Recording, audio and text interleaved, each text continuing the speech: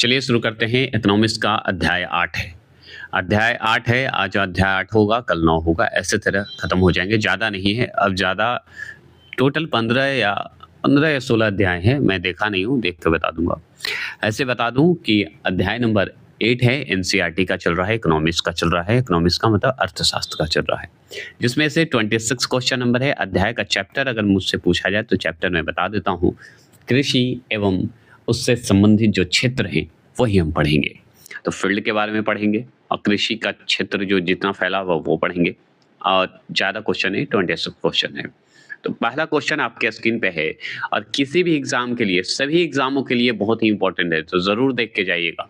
और जिनका BPSC economics special है वो ज़रूर देखेंगे। 11-12 वाले को लिए, भारत में कौन सा कृषि वित्त का स्रोत है? बताइए भारत में बताइए कौन सा कृषि वित्त का स्रोत है? तो हम बताएंगे उपरोक्त में से सभी। और सही बात है, कृषि वित्त के लिए व्यापारिक बैंक भी, सहकारी समिति भी और क्षेत्रीय ग्रामीण बैंक तो हैं ही, आप जानते हैं।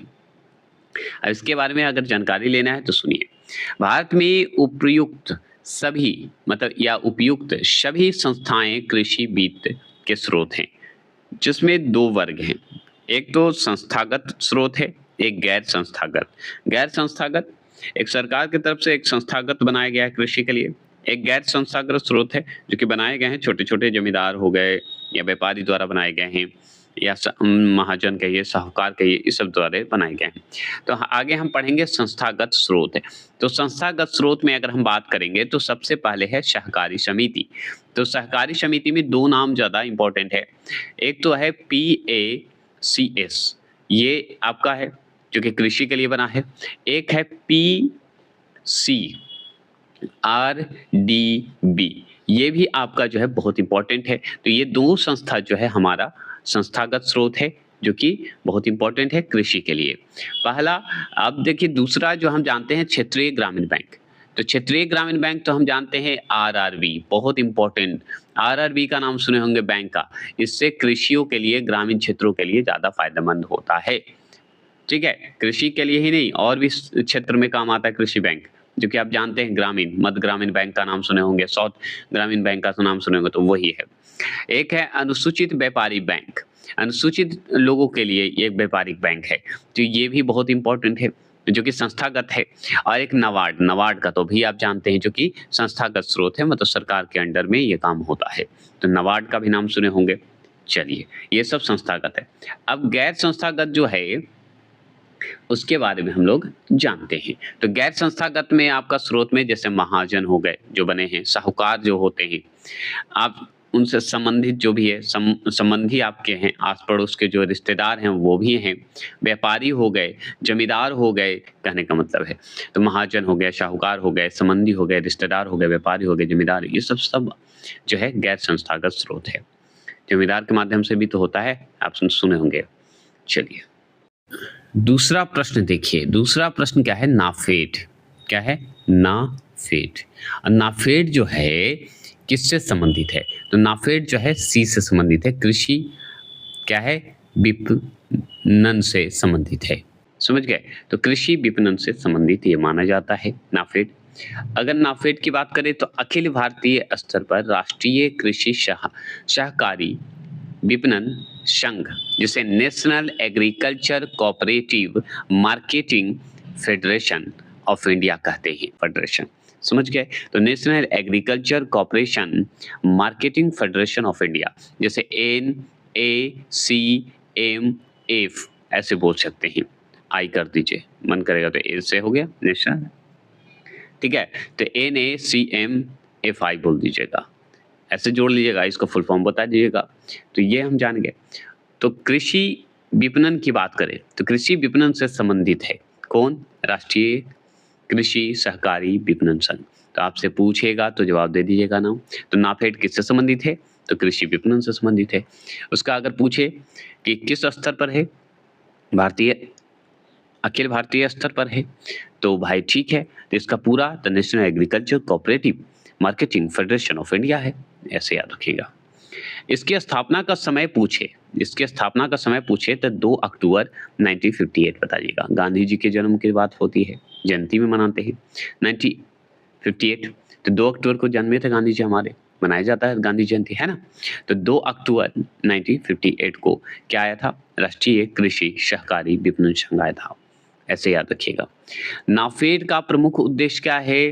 तो कृषि व वनोपजों का विपणन, संसाधन, भंडारण, जो भंडार करते हैं, भंडारण करना, कृषि उपकरणों एवं यंत्रों आदि का वितरण करना तथा कृषि कार्य हेतु कृषकों को तकनीकी सहायता प्रदान करना, ये सब काम करता है हमारा कौन? राष्ट्रीय कृषि सहकारी विपणन संघ, जो कि नाफेड संबंधित है।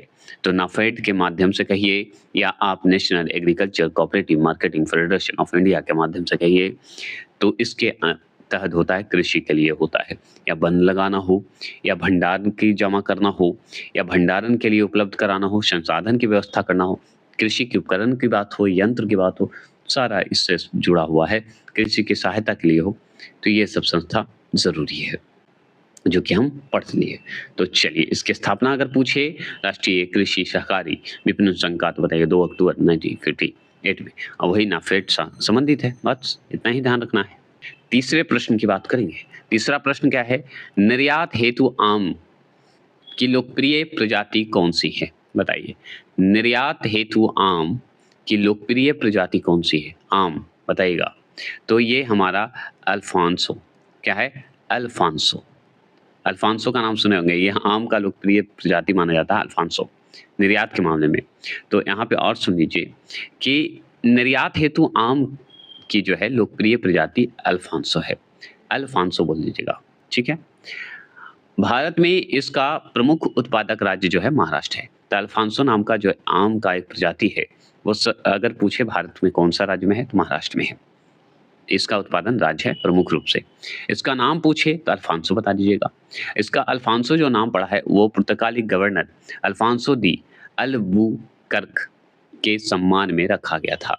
तो अल्फांसो जो नाम सुनते हैं आप आम का, वो रखा गया था, पुर्तगाल का एक गवर्नर था अल्फांसो दी अल्बुकर्क, उसी के नाम पर रखा गया था, जो कि हम पढ़े हैं। अब भारत विश्व में आम के उत्पादन में प्रथम स्थान रखता है। किस मामले में? आम के मामले में। कुल वैश्विक उत्पादन का 40% है। सोचिए, 40% ये उत्पादन करता है वैश्विक रूप से। चौथे प्रश्न की बात करेंगे। चौथा प्रश्न क्या है? हैंडबुक ऑफ एग्रीकल्चर का प्रकाशन किया जाता है। तो हैंडबुक ऑफ एग्रीकल्चर का प्रकाशन किया जाता है, तो ऑप्शन नंबर बी, भारतीय कृषि अनुसंधान परिषद द्वारा किया जाता है। तो भारतीय कृषि अनुसंधान परिषद द्वारा किया जाता है। अब सुनिए कि हैंडबुक ऑफ एग्रीकल्चर भारतीय कृषि अनुसंधान परिषद द्वारा प्रकाशित की जाती है। मतलब अगर शॉर्ट में पूछे तो ICAR के द्वारा क्या प्रकाशित की जाती है? तो हैंडबुक ऑफ एग्रीकल्चर प्रकाशित की जाती है, मतलब आता है, बुक है। इस पुस्तक की अगर हम बात करें, पुस्तक को बोल रहा हूँ, इस पुस्तक को हम अगर देखें तो भारतीय कृषि का विश्वकोश माना जाता है। तो भारतीय पूछ देगा आपसे कि भारतीय कृषि का विश्वकोश किसे माना जाता है? कौन से पुस्तक को? द हैंडबुक ऑफ एग्रीकल्चर को। ये किसके द्वारा प्रकाशित होती है? तो भारतीय कृषि अनुसंधान परिषद द्वारा, जिसे शॉर्ट फॉर्म में ICAR बोलते हैं।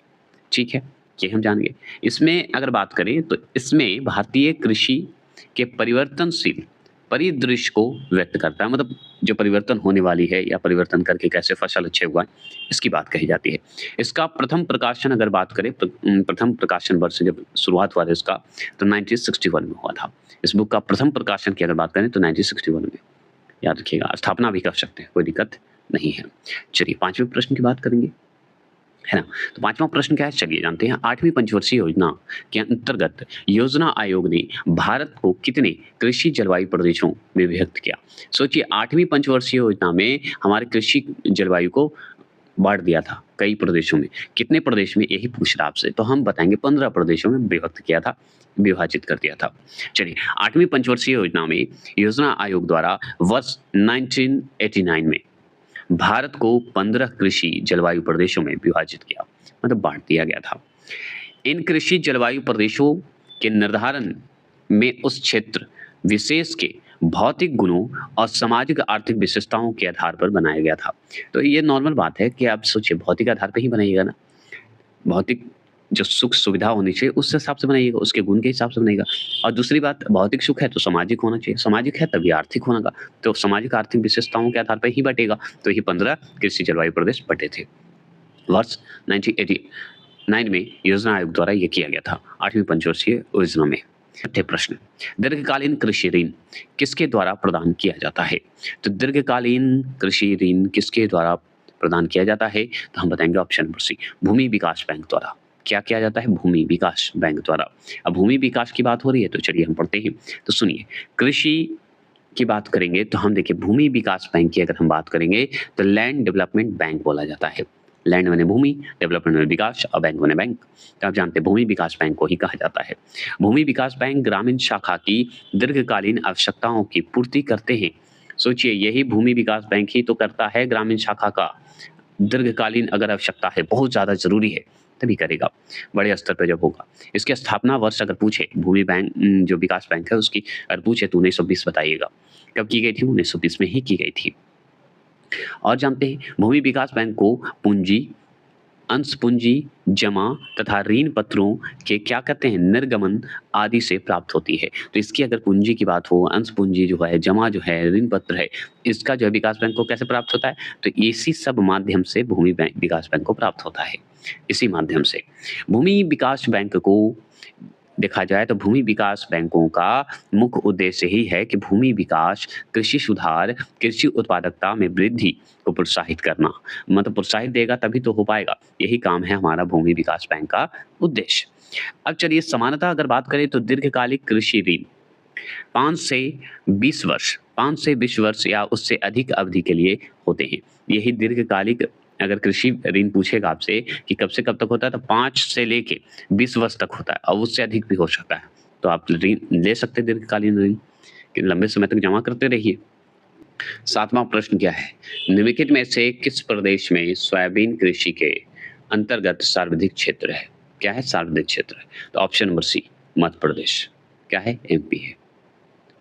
अब एमपी है तो सुनिए, सोयाबीन जो है प्रचुर प्रोटीन युक्त तिलहन फसल है। क्या है? तिलहन फसल है। हम समझ गए, सोयाबीन जो है हमारा क्या है? प्रचुर प्रोटीन देता है और ये तिलहन फसल में आता है। कौन? सोयाबीन। ये पूछता है कि किस फसल में आएगा सोयाबीन? तो तिलहन फसल में। सोयाबीन का तेल आप सुने होंगे। वर्ष 2018-19 में सोयाबीन की कृषि के अंतर्गत सर्वाधिक क्षेत्र मध्य प्रदेश में है। सबसे ज़्यादा मध्य प्रदेश में उगता है, ये ध्यान रखिए, फायदा उठाता है। 5.60 मिलियन हेक्टेयर में ये होता है सोयाबीन। दूसरा स्थान में हमारा महाराष्ट्र है सोयाबीन के मामले में, जो कि 4.04 मिलियन हेक्टेयर में, ये भी सही है। तीसरा स्थान हमारा राजस्थान रखता है सोयाबीन में, 0.93 मिलियन हेक्टेयर का है हिस्से में मतलब खेती होती है या फायदा उठाता है, इतना मिलियन का फायदा उठाता है ना? ये बोलिएगा, खेती में नहीं, इतना फायदा उठाता है। सोयाबीन के उत्पादन में भारत का विश्व में 5वां स्थान है। सोयाबीन के मामले में 5वां स्थान है, ठीक है। सोचिए, विश्व में, वर्ल्ड में भारत का, याद रखिएगा। किसके लिए? तो सोयाबीन के मामले में। क्लियर होगा? चलिए 8वें प्रश्न की बात करते हैं। 8वां प्रश्न क्या है कि हरित क्रांति से भारत में कौन से राज्य सर्वाधिक लाभान्वित हुए हैं, मतलब फायदा उठाए हैं? बताइएगा, मतलब लाभ उठाए हैं, बताइए, ये पूछ रहा है आपसे। तो option number C, Punjab, Haryana, पश्चिम उत्तर प्रदेश। मतलब पश्चिम बंगाल नहीं, पश्चिमी उत्तर प्रदेश, ये जरूर ध्यान रखना है, ठीक है। तो हरित क्रांति में अगर बात करें तो पंजाब तो भाई है ही, इसका फायदा उठाया था, हरियाणा उठाया था, पंजाब हरियाणा एक साथ कहिए, और पश्चिमी उत्तर प्रदेश में भी इसका विकास अच्छे से हुआ था, ये हम जानते हैं हरित क्रांति का। अब भारत में हरित क्रांति हो रहा है, बस विश्व में नहीं। तो भारत में हरित क्रांति की अगर बात करेंगे, मतलब ग्रीन रेवोल्यूशन की बात करेंगे, जिसका प्रारंभ जो है सन 1966 में हुआ था। भारत में कब हुआ था? 1966 में। क्या हुआ था? हरित क्रांति की शुरुआत हुई थी, ठीक है। अब देखिए, खरीफ फसल में हुआ था, तो हरित क्रांति जो शुरू हुआ था वो खरीफ फसल में हुआ था। खरीफ फसल मतलब गेहूं के मामले में हुआ था। तो आपसे पूछेगा कि गेहूं में जो गेहूं के उत्पादन के जो क्रांति चली थी, उस क्रांति का नाम है तो हरित क्रांति है, या खरीफ फसल की ये जो क्रांति हुई थी तो वो हरित क्रांति है। भारत में कब शुरू हुआ था? 1966 में, बोलिएगा नहीं। और चलिए, भारत में इस क्रांति के प्रवर्तक अगर पूछे कि प्रवर्तक जो फेमस, जो प्रसिद्ध है, जो कृषि वैज्ञानिक हैं, उनका नाम बताइए, तो एम.एस. स्वामीनाथन थे। तो भारत में पूछेगा हरित क्रांति के जनक, तो हम बताएंगे एम.एस. स्वामीनाथन को बताएंगे। ये कब शुरू किए थे? तो 1966 में शुरू किए थे, ऐसे बोलिएगा। इसका सर्वाधिक सकारात्मक प्रभाव जो है किस राज्य में पड़ा था? तो पंजाब में भारत का, हरियाणा में, पश्चिम उत्तर प्रदेश, आंध्र प्रदेश, महाराष्ट्र एवं तमिलनाडु के कुछ जिलों में पड़ा था। सोचिए, ये हरित क्रांति का जो प्रभाव है सबसे ज़्यादा पंजाब, हरियाणा और पश्चिमी उत्तर प्रदेश में पड़ा था, और आंध्र प्रदेश में भी समझिए पड़ा, महाराष्ट्र में भी पड़ा और तमिलनाडु में भी, तमिलनाडु के कुछ जिलों में ही असर पड़ा था। इस समय छोटे-छोटे जिलों में पड़ा था, लेकिन 3 जो है सबसे ज़्यादा इम्पोर्टेंट है। अब हरित क्रांति से जो है सर्वाधिक वृद्धि जो है गेहूँ के उत्पादन में हुआ था। तो एक बात ध्यान रखिएगा कि हरित क्रांति से सर्वाधिक वृद्धि अगर हुआ है तो गेहूँ के उत्पादन में हुआ है। बस इतना ही जान लीजिए और जानने की आवश्यकता नहीं है। 9वें प्रश्न की अगर हम बात करते हैं, 9वां प्रश्न क्या है? सार्वजनिक वितरण प्रणाली से विभाजित, बढ़िया से सुनते हैं। 9वां प्रश्न क्या है? सुनिएगा। सार्वजनिक वितरण प्रणाली से वितरित अनाज पर मूल्य बढ़ाने का उद्देश्य क्या है? मूल्य बढ़ाने का उद्देश्य क्या है? तो ऑप्शन नंबर सी। इस योजना में निहित सब्सिडी जो होता है का भार कम हो सके, यही होता है। इस योजना में क्या होता है कि सब्सिडी का भार कम हो, यही निहित होता है। अब इसकी बात है तो चलिए हम जानते हैं, तो सुन लीजिए। सार्वजनिक वितरण प्रणाली, जो कि सार्वजनिक मतलब पब्लिकली डिस्ट्रीब्यूशन कहिए, सिस्टम कहिए, जिसे पीडीएस बोल दिए, पीडीएस भी शॉर्ट में बोल सकते हैं। तो सार्वजनिक वितरण प्रणाली पीडीएस के माध्यम से सरकार गरीब परिवारों को उचित मूल्य पर खाद्यान्न उपलब्ध कराती है। सही बात है, उचित मूल्य पर, एकदम सही मूल्य पर आपको होगा। यदि सरकार पीडीएस, ठीक है, पीडीएस से वितरित अनाजों की कीमतों में वृद्धि करती है, पीडीएस मतलब सार्वजनिक वितरण प्रणाली वृद्धि करती है, तो इसका प्रत्यक्ष प्रभाव मतलब डायरेक्ट जो असर है यह होगा कि पीडीएस पर दी जाने वाली सब्सिडी का भार सरकार पर कम होगा। और इससे क्या होता है, पीडीएस के माध्यम से अगर देगा तो सरकार पर भार जो है कम होता है। अब पीडीएस का प्रारंभ जो है ये शुरुआत हुआ था 1940 में। कब हुआ था? 1940 में। कब की गई थी? 1940 में। किसकी? सार्वजनिक वितरण प्रणाली की शुरुआत कब की गई? 1940 में। ऐसे भी पूछता है।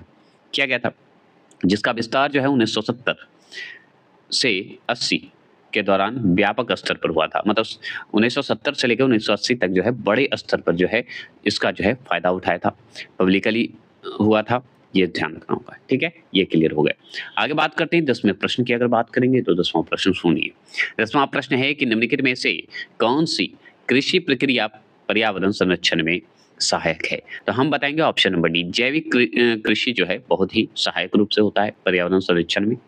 कैसे? अब चलिए जानते हैं। जैसे ही जैविक कृषि की बात होगी, यहाँ पे जैविक संरक्षण कभी-कभी पढ़े होंगे, लेकिन यहाँ पे हम पढ़ेंगे जैविक कृषि, मतलब ऑर्गेनिक फार्मिंग। ऑर्गेनिक फार्मिंग का नाम सुने होंगे, ऑर्गेनिक फार्मिंग पे फिल्म भी बनी थी, है ना? तो जैविक कृषि कृषि की एक ऐसी उत्पादन प्रणाली है जो मृदा, पारिस्थितिकी तंत्र और लोगों के स्वास्थ्य के अनुकूल होती है। और ऑर्गेनिक फार्मिंग जो होता है एकदम ओरिजिनल रूप से होगा, अच्छे से होगा, नेचुरल से जुड़ा होगा, संबंधित होगा। इसमें कोई ज़्यादा बाहरी जो है दवाई या छिड़कर फसल नहीं उगाए जाते, तो ये बहुत ही फायदा होता है। पारिस्थितिक के लिए भी, मतलब इकोसिस्टम के लिए भी सही होता है, मिट्टी के लिए भी सही होता है और लोगों के स्वास्थ्य का भी असर रखा जाता है। लेकिन आजकल तो समझिए स्वास्थ्य पे ध्यान ही नहीं है लोगों को। जो भी खाना हम लोग लाते हैं लगता है कि स्वस्थ है, लेकिन वो है नहीं। चलिए वो सब बातें अलग बात है। भारत विश्व का तीसरा सबसे बड़ा जैविक कृषि क्षेत्र वाला राष्ट्र है। तो भारत हमारा विश्व का तीसरा स्थान रखता है किसमें? ऑर्गेनिक फार्मिंग में। सिक्किम भारत और संपूर्ण दक्षिण एशिया का प्रथम क्या है? पूर्णतः जैविक कृषि वाला राज्य बन गया है। तो सोचिए हमारा जो है सिक्किम ऐसा राज्य है जो कि भारत राज्य का जो सिक्किम है और संपूर्ण दक्षिण एशिया का प्रथम जैविक कृषि वाला राज्य बन गया है, मतलब ऑर्गेनिक फार्मिंग का राज्य बन गया है। सिर्फ ऑर्गेनिक फार्मिंग होता है। तो 11वें प्रश्न को पढ़ते हैं। भारत में सर्वप्रथम फसल बीमा योजना का शुभ आरंभ हुआ। तो भारत में सर्वप्रथम फसल बीमा योजना का शुभारंभ जो हुआ वो ऑप्शन नंबर सी हुआ, 1985 में हुआ था। कब हुआ था? 1985 में हुआ था, ये हम जानते हैं। अब हुआ था 1985 में, तो सुनिए। फसल बीमा योजना जो है सर्वप्रथम गुजरात में वर्ष 1972 में प्रारंभ की गई। तो आपसे पूछेगा वर्ष 1972 में गुजरात में क्या की गई भाई? तो फसल बीमा योजना शुरू की गई। 1 अप्रैल 1985 में इसके समय काल पूछे 1 अप्रैल 1985 में नियमित और व्यापक स्तर पर अपनाया गया, 85 में अपनाया गया। और ये कौन? फसल बीमा योजना, जो कि कहाँ शुरू हुआ था? तो गुजरात में। और गुजरात में हुआ था तो किस वर्ष हुआ था? 1972 में। ऐसे याद रखिएगा। जिससे क्या हुआ भाई? जिससे व्यापक फसल बीमा योजना, जिसे हम सीसीआई बोलते हैं, सीसीआईएस बोलते हैं, के नाम से जाना जाता है। तो जैसे ही बड़े स्तर पे हो जाएगा तो व्यापक लग जाएगा। व्यापक लग गया तो भाई व्यापक फसल बीमा योजना तो है ही, मतलब सीसीआईएस के नाम से भी जाना जाता है। जब 1 अप्रैल 1985 में इसे अपनाया गया था बड़े स्तर पे, उसी समय। अब बात करते हैं वर्तमान में इसका स्थान जो है प्रधानमंत्री फसल बीमा योजना, जिसे पी पीएमएफबीवाई वर्ष 2016 के नाम से जानते हैं। मतलब प्रधानमंत्री फसल बीमा योजना 2016 में जो है किया गया था, 16 में किया गया था, इसलिए 16 कर दिया जाता है। तो प्रधानमंत्री फसल बीमा योजना के नाम से अब जाना जाता है वर्तमान में, जिसे शॉर्ट में पीएमएफबीवाई के नाम से जानते हैं। ठीक है, ये भी जान गए। याद रखिए 2016 डेट याद रखिएगा। इस योजना के अंतर्गत, मतलब प्रधानमंत्री फसल बीमा योजना के अंतर्गत खरीफ 2% मतलब गेहूं ई सब, रबी 1.5% मतलब धान ई सब, तथा बगानी 5%, बगानी पे ज़्यादा ध्यान दिया गया था, 5% फसलों के लिए क्या है? प्रीमियम राशि प्रदान की जाती है। प्रीमियम जो होता है, प्रीमियम में देखिए है ना, प्रीमियम रूप से थोड़ा कम पैसे में इस तरह से शुरू किया गया था।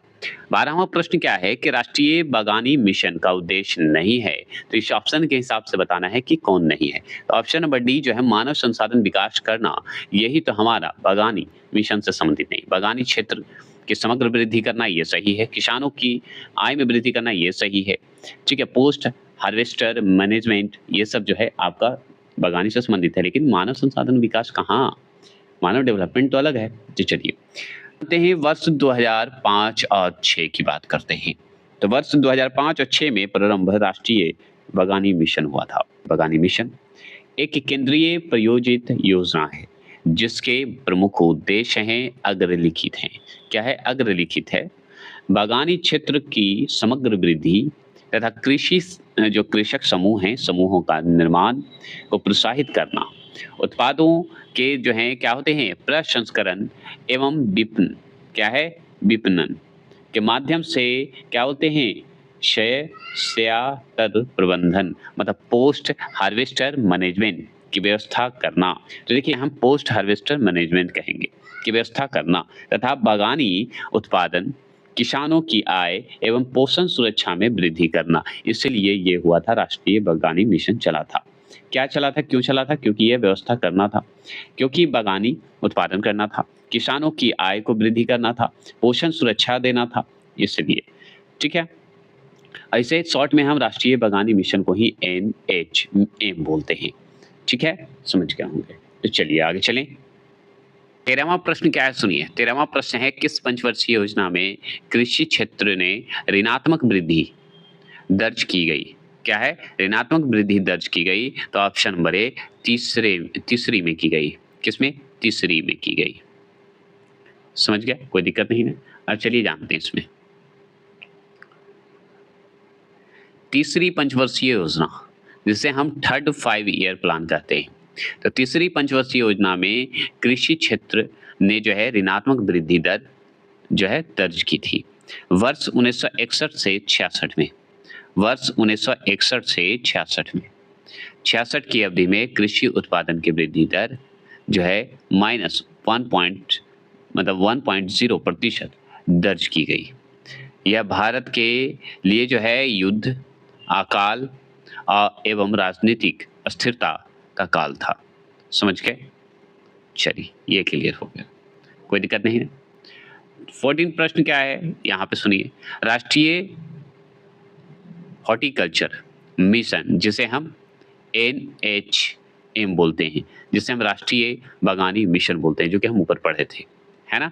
तो इसी को राष्ट्रीय हॉर्टिकल्चर मिशन किस पंचवर्षीय योजना में आरंभ किया गया था? तो हम बताएंगे 10वीं पंचवर्षीय योजना में शुरू किया गया था। इसी का नाम था राष्ट्रीय बागवानी मिशन, जो कि ऊपर पढ़े थे, है ना। अब सुनिए इसका डिटेल। राष्ट्रीय हॉर्टिकल्चर मिशन, जिसे राष्ट्रीय बागानी मिशन कहेंगे, जिसे NHM कहते हैं, नेशनल हॉर्टिकल्चर मिशन। एक क्या है, केंद्र प्रायोजित योजना है, केंद्र द्वारा ये प्रायोजित किया जाता है। यह मिशन जो है 10वीं पंचवर्षीय योजना के दौरान वर्ष 2005 में प्रारंभ किया गया था। तो 5 से 6 माना जाता है, ये जरूर ध्यान रखिएगा। इस योजना का उद्देश्य होता है, क्या उद्देश्य है कि भारत में बागानी क्षेत्र का समग्र विकास हो, डेवलप हो और उत्पादन बढ़ाया जाए, या उत्पादन बढ़ाना है। तो उत्पादन बढ़ाने की बात हो, उत्पादन की वृद्धि करने की बात हो, ये सब जो है हमारा NHM के तहत किया जाता है। अगर 15वां प्रश्न की बात करेंगे तो 15वां प्रश्न सुन लीजिए। 15वां प्रश्न है कि भारत में प्रथम कृषि विश्वविद्यालय की स्थापना हुई थी। तो भारत में प्रथम कृषि विश्वविद्यालय की स्थापना जो हुई थी, ऑप्शन नंबर ए, पंतनगर में हुई थी। कहाँ हुई थी? पंतनगर में हुआ था। अब पंतनगर कहाँ है, चलिए हम जानते हैं। पंतनगर तो हमारे हर क्षेत्र में नाम, एक जगह का नाम दे देता है, लेकिन हम चलिए। तो भारत में प्रथम कृषि विश्वविद्यालय की स्थापना वर्ष 1960 में, क्या है, वर्ष 1960 में उत्तर प्रदेश में की गई थी। तो पंतनगर जो है हमारा उत्तर प्रदेश में है, वहीं शुरू किया गया था 1960 में। क्या शुरू किया गया था? प्रथम कृषि विश्वविद्यालय शुरू किया गया था। इसका नाम जो है उत्तर प्रदेश कृषि विश्वविद्यालय था। क्या नाम था? उत्तर प्रदेश कृषि विश्वविद्यालय था। वर्ष 1972 में इसे बदलकर जीबी पंत कृषि एवं प्रौद्योगिकी विश्वविद्यालय कर दिया गया। मतलब जीबी पंत कृषि विश्वविद्यालय के नाम से जाना गया है, कृषि एवं प्रौद्योगिकी विश्वविद्यालय के नाम से जाना जाता है। कब इसका नामकरण हुआ? तो 1972 में हुआ। क्यों हुआ? क्योंकि पहले 1960 में इसका नाम उत्तर प्रदेश कृषि विश्वविद्यालय के नाम से जानते थे, क्योंकि 72 में चेंज हो गया, इसलिए पंतनगर में था। इसलिए यह जो है पंतनगर जो है उत्तराखंड में स्थित है। और वर्तमान में आज अब कहाँ है पंतनगर? उत्तराखंड में। तो यूटी में चला गया, उत्तराखंड में चला गया। तो अब वर्तमान में कहाँ है? उत्तराखंड में। ये जरूर टिक लगाइएगा। 16वां प्रश्न की बात करें तो भारत के निम्न राज्यों में से किसे चीनी का मैं बोल रहा हूँ, चीनी का कटोरा कहा जाता है? तो हम बताएंगे उत्तर प्रदेश को कहते हैं चीनी का कटोरा। बहुत ईजी है। अब चलिए जानते हैं, यहाँ पे सुन लीजिए। उत्तर प्रदेश को भारत का चीनी का कटोरा कहा जाता है। गन्ना एवं चीनी उत्पादन में उत्तर प्रदेश का सर्वोच्च स्थान है। वर्ष 2022-23 में उत्तर प्रदेश में कुल 29 लाख टन चीनी का उत्पादन हुआ। उत्तर प्रदेश में कुल 157 चीनी मिले हैं, जिसमें से कितना? 118 परिचालन में है। समझ गए? क्लियर हो गए? प्रश्न की बात करते हैं। 17वां प्रश्न क्या है कि भारत में सीमांत कृषि भूमि जोत का आकार है, तो कितना है? बता सकते हैं कितने हेक्टेयर की बात हो रही है? तो ऑप्शन नंबर डी, 1 हेक्टेयर से कम ही होता है कृषि भूमि का। ठीक है, आकार के मामले में पूछ रहा है, तो चलिए हम जानते हैं। तो कृषि गणना प्रत्येक 5 वर्ष में आयोजित की जाती है। तो कृषि गणना का अगर पूछे तो कितने वर्ष में? 5 वर्ष में, प्रत्येक 5 वर्ष में। 10वीं कृषि गणना जो है हमारा जो हुआ था, वो हुआ था 2015 से 16 के अनुसार हुआ था। किसके अनुसार हुआ था? 2015-16 के अनुसार। कार्यशील जोतों को 5 आकार समूहों में विभाजित किया गया है। तो 5 रूप से बांटा गया है कृषि को हमारे। ठीक है, कार्यशील जो क्रिया होता है उसकी, जैसे सीमांत जोत है, तो सीमांत जोत का 1 हेक्टेयर से कम है। लघु जोत जो है 1 हेक्टेयर से अधिक और 2 हेक्टेयर से कम माना जाता है, जो कि हमारे लिए ये इंपॉर्टेंट होता है। लघु माध्यम जोत की अगर बात करें तो 2-4 हेक्टेयर तक होता है, ये भी हमारे लिए उचित है, अच्छा होता है। मध्यम जोत की बात करेंगे तो 4 से 10 हेक्टेयर होता है, ये भी सही बात है। अब बड़ी जोत की बात करें तो ये 10 हेक्टेयर से अधिक होता है, जो कि ये बहुत ही रेयर में आपको दिखेगा, लेकिन अच्छी बात है कि ये सब हमारे बांटे गए हैं।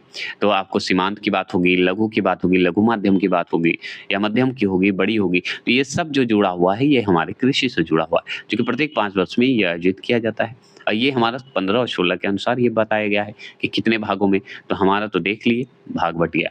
चलिए क्लियर हो गए। तो हेक्टेयर पूछेगा तो आप बता दीजिएगा। तो जैसे अगर आपसे कैसे पूछेगा ये इंपॉर्टेंट है। सीमांत का बताइए भाई, कृषि गणना के अनुसार सीमांत का बताइए, तो हम बताएंगे 1 हेक्टेयर से कम। लघु का बताइए तो 1 हेक्टेयर से अधिक और 2 हेक्टेयर से कम। लघु माध्यम का बताइए तो हम बताएंगे 2 से 4 हेक्टेयर। जरूरी नहीं कि ये वाला दे और इसके हटाए बिना, हो सकता है लघु माध्यम कृषि बता दे, आपको हो सकता है माध्यम कृषि बता दे, तो आप क्या बताइएगा? 4 से 10 हेक्टेयर। जरूरी नहीं कि वही शब्द हूबहू दे, ध्यान रखना होगा। ठीक है, 18वें प्रश्न की अगर हम बात करेंगे तो सुनिए, 18वां प्रश्न है ऑपरेशन ग्रीन। ऑपरेशन ग्रीन का उद्देश्य है, तो ऑपरेशन ग्रीन का उद्देश्य ही है कि टमाटर, प्याज, आलू का मूल्य नियंत्रण, है ना? टमाटर, प्याज एवं आलू का नियंत्रण होना। तो अब चलिए जानते हैं भाई, तो बजट वर्ष अगर 2018-19 की बात करेंगे, ये सब स्टैटिक जीके में आएगा, ये ध्यान रखिएगा। इसका पढ़ा दूँगा मैं इकोनॉमिक्स जब आएगा तो। तो बजट वर्ष 2018-19 की बात करें तो 19 में टमाटर, प्याज, आलू जिसे टीओपी तीनों को जोड़ दीजिए, है ना? टी से टमाटर, ओ से ऑनियन, पी से पोटैटो की जो है कीमतों को स्थिर रखने हेतु ऑपरेशन ग्रीन की शुरुआत की गई थी। ऑपरेशन ग्रीन की शुरुआत क्यों की गई भाई? तो टमाटर, प्याज और आलू की कीमत को स्थिर रखने के लिए, कंट्रोल करने के लिए, तो भी कंट्रोल कम होते हैं। इसका उद्देश्य है कि किसानों को उनकी उपज की सही कीमत प्राप्त हो, सही रूप से कीमत प्राप्त हो तथा उपभोक्ताओं को भी उपयुक्त कीमतों पर ये उत्पादन प्राप्त हो, मतलब उत्पादन प्राप्त हो सके। मार्च 2021 की अगर बात करें में इस योजना के अंतर्गत शीघ्र खराब होने वाले 22 और कृषि उत्पादकों को शामिल करने की घोषणा की गई। जो जल्दी खराब होते हैं उसको शामिल किया गया कि जल्दी-जल्दी उसकी कीमत को मतलब बचाने के लिए कोई उपाय किया जाए या उससे जल्दी बेचा जाए, है ना? इस तरह का। चलिए आगे बात करते हैं 19वां प्रश्न। प्रधानमंत्री किसान संपदा योजना संबंधित है। तो प्रधानमंत्री जो किसान संपदा है योजना जो है वो किससे संबंधित है? ऑप्शन नंबर ए, कृषि क्षेत्र से संबंधित है। अब कृषि क्षेत्र से संबंधित है तो जानकारी तो बनता है। तो सुनिए, वर्ष 2016 और 20 की अवधि हेतु 6000 करोड़ की लागत के साथ एक नई केंद्र प्रायोजित योजना प्रधानमंत्री किसान संपदा योजना, जिसे हम खाद्य प्रसंस्करण उद्योग मंत्रालय द्वारा प्रारंभ की गई थी, मतलब शुरुआत की गई थी। तो आपसे पूछेगा कि खाद्य प्रसंस्करण उद्योग मंत्रालय द्वारा क्या शुरू किया गया?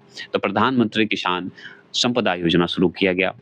कितना लागत लगा के? तो 6000 लागत लगा के। ईयर वर्ष पूछे तो 2016 और 20 की अवधि हेतु। ठीक है, ये हम जान गए।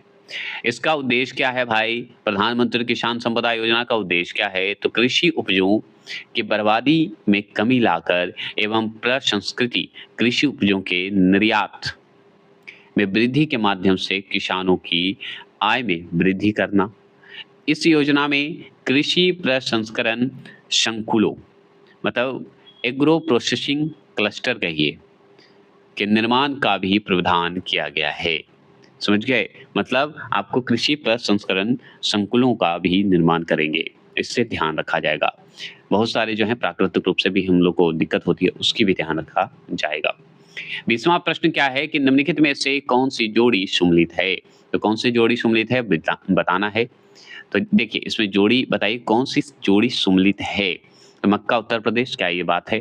तो हम देखिए, अब सोयाबीन आंध्र प्रदेश तो नहीं, मैच नहीं कर रहा। हाँ, जूट पश्चिम बंगाल है, ये हम जानते हैं। ये एमपी रहता ना तो मजा आ जाता। कपास महाराष्ट्र तो ठीक है, लेकिन यहाँ पे थोड़ा-सा जब जूट पश्चिम बंगाल दे दिया है तो कपास महाराष्ट्र चेंज हो सकता है।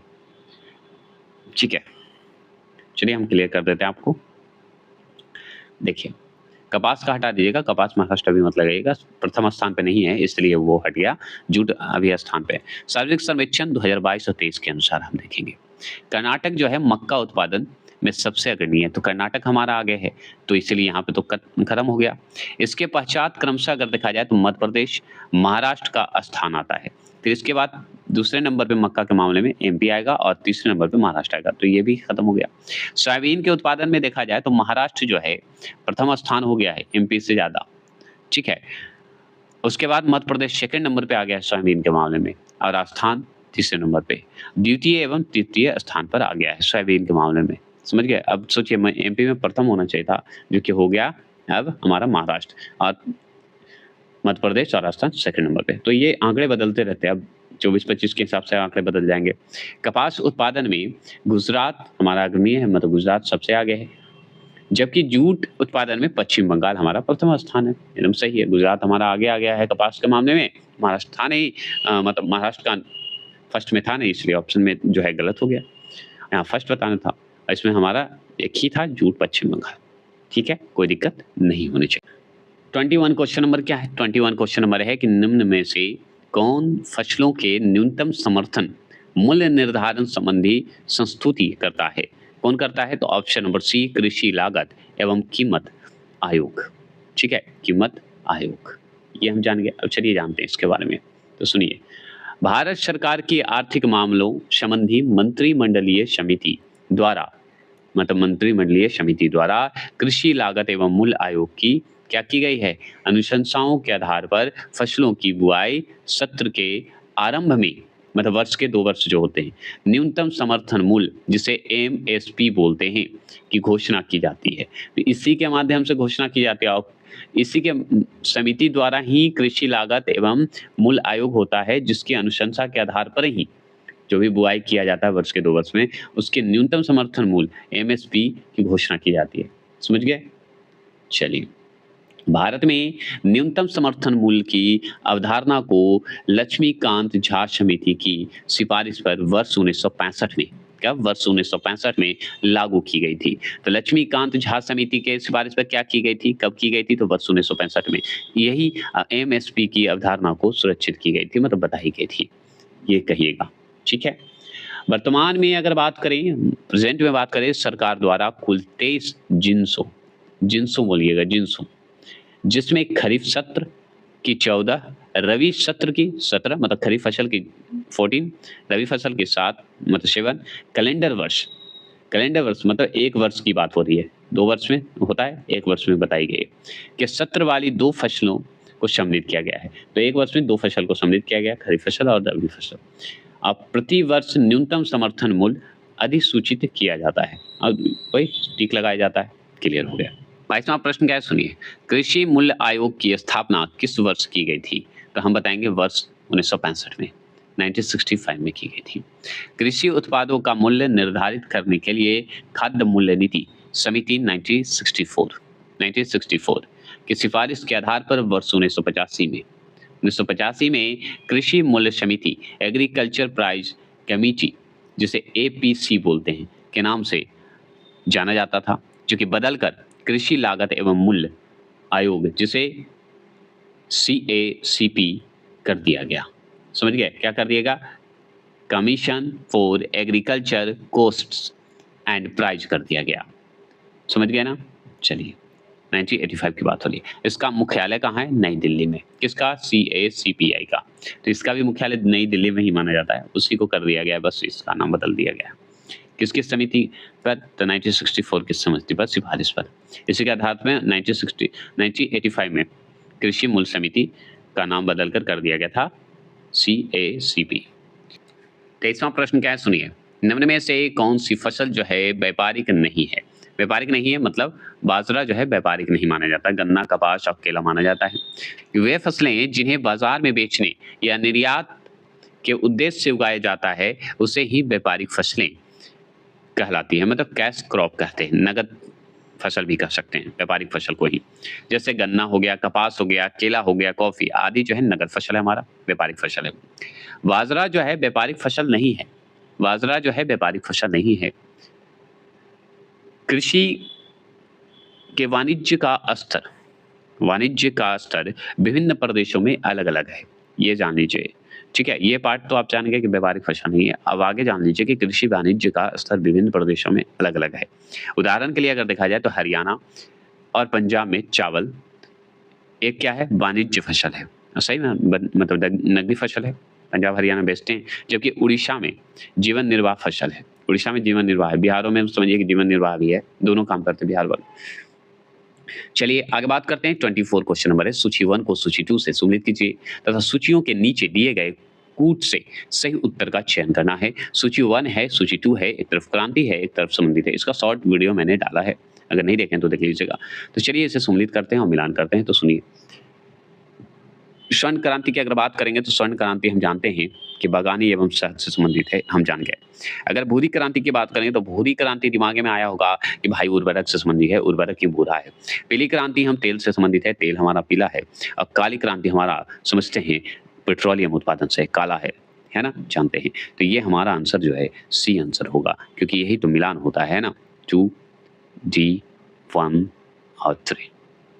चलिए तो देख लीजिए, ये बहुत इंपॉर्टेंट है, इसको पढ़ना जरूरी है। तो पूछेगा आपसे काली क्रांति पेट्रोलियम उत्पादन, क्योंकि काला-काला होता है, बाद में जाके वो क्या कहते हैं उसे क्या बोलते हैं उसके, रिफाइनरी करते हैं, फिर उसके बाद होता है। नीली क्रांति, मछली उत्पादन, नीला हमारा पानी है, पानी में कौन है? मछली, मछली तो नीला है। खाकी क्रांति, खाकी हमारा वर्दी है, खाकी वर्दी कैसा है? चमड़ा है, तो खाकी जैसा होगा। स्वर्ण रेशा क्रांति, जूट उत्पादन, जूट हमारा स्वर्ण होगा, क्योंकि बंगाल के लिए बहुत इंपॉर्टेंट है और बहुत ही अच्छा होता है। और स्वर्ण क्रांति और भी है, समस्त बागानी और शहद उत्पादन भी हमारा स्वर्ण क्रांति है। जैसे स्वर्ण रेशा जैसे ही शब्द आए तो जूट लगा दीजिएगा, और स्वर्ण क्रांति आ जाए तो बागान या शहद उत्पादन लगा दीजिएगा। अगर आपसे पूछे भूरी क्रांति, भूरी जो है उर्वरक उत्पादन होता है, भूरा-भूरा दिखता है, मिट्टी भी हमारा भूरा होता है। क्षेत्र के हिसाब से बता रहा हूँ, याद करिएगा। गुलाबी क्रांति, गुलाब जैसे गंध देने वाला गुलाबी क्रांति जो कि जहर जैसे रियल में दिखता नहीं है, वो हमारा प्याज है। तो ये मज़ाक कर रहा हूँ, सीरियस मत लीजिएगा। गुलाबी क्रांति, प्याज की बात करते हैं। कितने लोगों को प्याज पसंद है, कितने लोग आनंद से खाते हैं। औषधि तो भाई कड़वा है, इसलिए गुलाब जैसे सुगंध लेके खाइए, दवाई खाइए, फिट हो जाइएगा। तो औषधि। झींगा उत्पादन, ये भी तो इम्पोर्टेंट है, झींगा खाते होंगे, झींगा उत्पादन। चलिए लाल क्रांति, लाल तो भाई समझ गए, लाल कहाँ? जहाँ खून होगा। खून कहाँ होगा? जहाँ मांस होगा। मांस होगा तो कटेगा। जहाँ टमाटर होगा वहाँ भी लाल होगा। तो टमाटर उत्पादन और मांस उत्पादन में लाल क्रांति कहते हैं। रजत क्रांति की बात करेंगे तो रजत क्रांति तो जान लीजिए अंडा उत्पादन। अंडा के रूप में दिखता है, रजत कलर का दिखता है ना? एक व्हाइट और एक रजत, समझिए रजत कलर का अंडा। श्वेत क्रांति वही जहाँ पे व्हाइट हो, दूध हो, है ना? ऐसे याद करिएगा। अगर पीली क्रांति की बात करें, पीली तो भाई हमारा सरसों का तेल और तेल जितने भी हैं पीले जैसे दिखते हैं, तो पीली क्रांति तेल। सदाबहार क्रांति, सदाबहार जहाँ कृषि का हरियाली दिखे, जहाँ कृषि दिख रहा है वहाँ पे विकास दिखेगा, विकास है तभी तो सदाबहार आनंद है, सदाबहार रेवोल्यूशन है, सदाबहार क्रांति है। जहाँ हरियाली दिखेगा आपको, नेचर का पसंद आएगा तो सदाबहार तो होगा ही ना। चलिए याद हुआ? कैसा लगा ये ज़रूर बताइएगा। 25 क्वेश्चन नंबर की बात करते हैं। 25 है कि राष्ट्रीय किसान आयोग का गठन कब हुआ? तो ये हुआ था वर्ष 2004 में हुआ था। अब वर्ष 2004 में हुआ तो इसके बारे में जान लीजिए। तो जैसे ही राष्ट्रीय किसान आयोग की बात हो तो नेशनल कमीशन फॉर फार्मर बोल दीजिएगा। तो इसका गठन जो है 2004 में हुआ था। 4 में कृषि वैज्ञानिक एम.एस. स्वामीनाथन की अध्यक्षता में की गई थी। तो एम.एस. स्वामीनाथन की अध्यक्षता में वर्ष 2004 में क्या किया गया? राष्ट्रीय किसान आयोग का गठन किया गया। इसका मुख्यालय अगर पूछ दे आपसे तो बताइएगा नई दिल्ली है। नई दिल्ली है तो इसका उद्देश्य क्या है भाई राष्ट्रीय किसान आयोग का? तो किसानों के हितों की सुरक्षा करना ही सबसे बड़ा हित है। और आयोग द्वारा प्रस्तुत रिपोर्ट में कृषि क्षेत्र में तीव्र एवं समावेशी विकास पर बल दिया गया है, जो 11वीं पंचवर्षीय योजना 2007 से 12 का प्रमुख लक्ष्य था। ठीक है, तो 7 से 12 का प्रमुख लक्ष्य था। 26 क्वेश्चन नंबर की अगर हम बात करेंगे तो 26 है कि उचित और लाभकारी मूल्य निम्न में से किस फसल से संबंधित है? तो ऑप्शन नंबर ए गन्ना से संबंधित है। अब गन्ना से संबंधित है तो चलिए हम जानते हैं तो क्या है, सुन लीजिए। तो वर्ष 2009 से सरकार ने वर्ष 1966 के गन्ना नियंत्रण आदेश में संशोधन हेतु गन्ना नियंत्रण आदेश 2009 जारी किया था। सोचिए 1966 में ही हुआ था, जिसके अनुसार 2009 में ये संशोधन किया और उसके बाद किया था 2009 में। इस संशोधन या संशोधित, यहाँ पे देखिए, इस संशोधित आदेश द्वारा 1966 के मूल आदेश में न्यूनतम मूल्य को उचित एवं लाभकारी मूल्य से क्या किया था? प्रतिस्थापित कर दिया था। तो संशोधन किया था तभी ना, तो संशोधित आदेश द्वारा हुआ था। उचित एवं लाभकारी मूल्य जिसे FRP बोलते हैं का अनुमोदन आर्थिक मामलों की मंत्रिमंडलीय समिति जिसे CCEA द्वारा किया गया था। किसके द्वारा? CCEA द्वारा किया गया था। ये क्लियर हो गए। 27वां प्रश्न की बात करते हैं। 27वां प्रश्न क्या है? तो 27वां प्रश्न है भारत में हरित क्रांति के जनक कौन है? तो हम जानते हैं कि एम.एस. स्वामीनाथन है। इतने बार पढ़े हैं तो हमको तो पता है, सबको पता है। तो सुन लीजिए, यहाँ पे भी क्लियर कर देते हैं। भारत में हरित क्रांति का जनक डॉक्टर एम.एस. स्वामीनाथन को माना जाता है। जनक कहिए, माना जाता है। वर्ष 1987 में विश्व के पहले वर्ल्ड फूड प्राइज से स्वामीनाथन सम्मानित किए गए थे। कब किए गए थे? 1987 में। 1990 में स्वामीनाथन ने पहली बार जो है एवरग्रीन रेवोल्यूशन मतलब हरित क्रांति कहते हैं। रेवोल्यूशन शब्द का इस्तेमाल किया था, ऐसे बोलिएगा, जिसका उद्देश्य लोगों की जागरूकता के हिसाब से खाद्य उत्पादन को बनाए रखना था। ये इसलिए आया था और ये लाने वाले हमारे भारत में स्वामीनाथन थे।